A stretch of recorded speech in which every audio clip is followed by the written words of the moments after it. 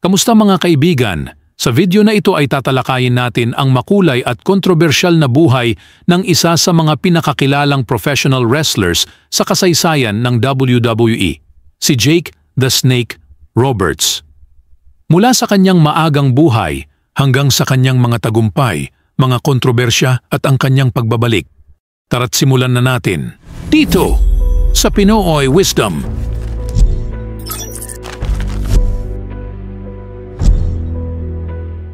Si Aurelian Smith Jr., na mas kilala bilang Jake the Snake Roberts, ay ipinanganak noong Mayo 30, 1955 sa Gainesville, Texas. Lumaki siya sa isang mahirap at magulong pamilya. Ang kanyang ama na si Grizzly Smith ay isang professional wrestler, ngunit malayo ang loob ni Jake sa kanya dahil sa kanilang komplikadong relasyon. Sa murang edad, naranasan ni Jake ang iba't ibang uri ng pang-aabuso na nagdulot ng matinding epekto sa kanyang buhay. Sa kabila ng kanyang madilim na kabataan, pumasok si Jake sa mundo ng professional wrestling noong 1974. Sa simula, nahirapan siyang makahanap ng pangalan, ngunit nang simulang gamitin ang pangalang Jake Roberts at nagdala ng ahas sa ring, sumikat siya bilang Jake the Snake Roberts. Nakilala siya sa kanyang kakaibang estilo at ang kanyang finishing move na DDT. Ang kasikatan ni Jake the Snake Roberts ay sumiklab noong sumali siya sa World Wrestling Federation, WWF, ngayon ay WWE, noong 1986. Kilala siya sa kanyang madilim na persona at ang paggamit ng ahas, partikular na si Damien, sa kanyang mga laban. Ang kanyang karisma at promos ay nagdala sa kanya ng maraming tagahanga. Isa sa mga pinakatanyag niyang feud ay laban kay Macho Man, Randy Savage at The Undertaker. Hindi rin naiwasan ni Jake ang mga kontrobersya sa kanyang karera.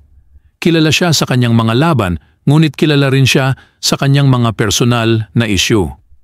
Naging problema niya ang paggamit ng droga at alkohol na nagdulot ng matinding epekto sa kanyang karera at buhay. Dahil sa mga bisyong ito, nagkaroon siya ng mga hindi magandang relasyon sa kapwa wrestlers at management, na nagresulta sa kanyang pag-alis at pagbabalik sa iba't ibang wrestling promotions. Noong 1999, naging viral ang isang video na nagpapakita kay Jake na nasa ilalim ng impluwensya ng alkohol habang nagpe-perform. Ito ay nagdulot ng malaking skandalo at nagpatunay sa matinding epekto ng kanyang mga bisyo sa kanyang karera. Sa kabila ng kanyang mga pagsubok, nagsumikap si Jake na baguhin ang kanyang buhay. Noong 2012, nakipag-ugnayan siya kay Diamond Dallas Page, isang kapwa wrestler, na tumulong sa kanya sa pamamagitan ng DDP Yoga at Rehabilitation Program. Sa tulong ni DDP, unti-unting bumalik si Jake sa tamang landas, nagbago ang kanyang lifestyle at humarap sa kanyang mga issue sa kalusugan at bisyo. Noong 2014, si Jake the Snake Roberts ay inducted sa WWE Hall of Fame bilang pagkilala sa kanyang malaking kontribusyon sa industriya ng wrestling. Ang kanyang muling pagbabalik ay nagbigay inspirasyon sa maraming tao at nagpakita ng kanyang lakas ng loob na harapin ang kanyang mga problema.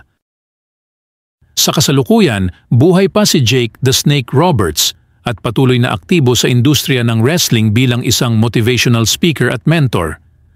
Ang kanyang kwento ng pagtitiis at muling pagbangon ay nagsisilbing inspirasyon sa marami. At dito nagtatapos ang ating kwento tungkol kay Jake the Snake Roberts, isang wrestler na nagbigay buhay at excitement sa mundo ng professional wrestling.